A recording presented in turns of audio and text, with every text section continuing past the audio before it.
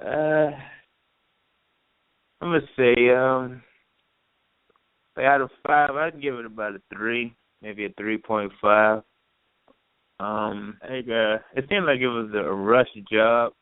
I think maybe that meme came out and they were just like, yeah, let's just go ahead and do it. Like the streets want it, so let's just put it out. Um, the song that stood out to me was, of course, I think Jumpman was the best song on there. I like Jumpman, Change Locations, Big Rings, Jersey. Um, it's another song. Also, I Am the Plug, and I think the standout record was 30 for 30. That was just typical Drake, where he just giving you some bars. I think he throwing some jabs at Meek Mill on that joint. And so, what do you think about that project? I actually have a completely different opinion than you, as I usually always do. I felt like it was pretty decent. My favorite 4 tracks that stand out for me were Digital Dash.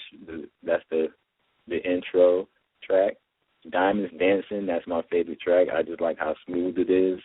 And it seems like that's more of Drake's lane and doing a little bit more harmonizing on there. Then I also like Jersey, Future by himself, just doing his thing.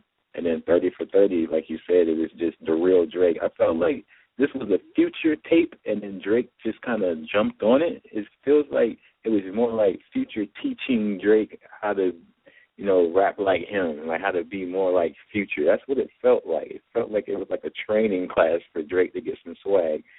And I don't really think they have a lot of chemistry together, actually. I felt like Future he's just a standout on this whole project. It's like he's just a breath of fresh air when Drake comes on. You're just like, come on now. Like Drake can keep up lyrically, but as far as doing it how Future does it with the swag and being able to talk about, the different things he can talk about, the hustling and the flipping and all that, like Drake can't keep up with that, man. It's just like Drake next to Future is really no comparison once you start counting in the swag. Like this is a Future tape, in my opinion.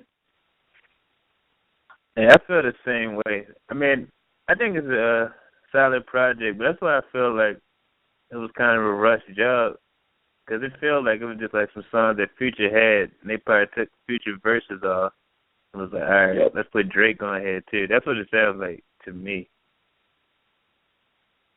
Yep, like you can clearly tell the tracks that Drake had some input, and then the other tracks he didn't really have no input. He just kind of on the second verse. There's like a random second verse, and then Drake comes on rapping exactly like Future, but he's not talking about drugs. It's weird. It's weird to me. And then 30 for 30, Man, I like that's it, the track Drake had. I kind of like their chemistry. It's kind of like the yin and the yang, because it's like you said, like Future got the swag, and like he'll hit you with the different melodies and stuff, and it's like Drake could give you like some actual substance, some actual lyrics. Like that's kind of like what most hip hop groups usually have. Like for example, like Outkast, like Andre give you actual bars, like Big Boy give you the swag, or like UGK, like Bun B would be more lyrical, and Pimp C would give you the swag. So I think it was okay. I think their chemistry is okay.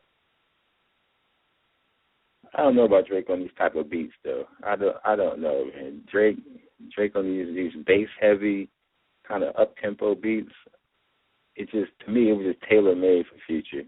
It was just, but like you said, they do have like that Outkast thing going on where one of them gives you the swag, kind of the hook to get you into the song, and then the other one hits you. Okay, I'm gonna give you an actual verse now.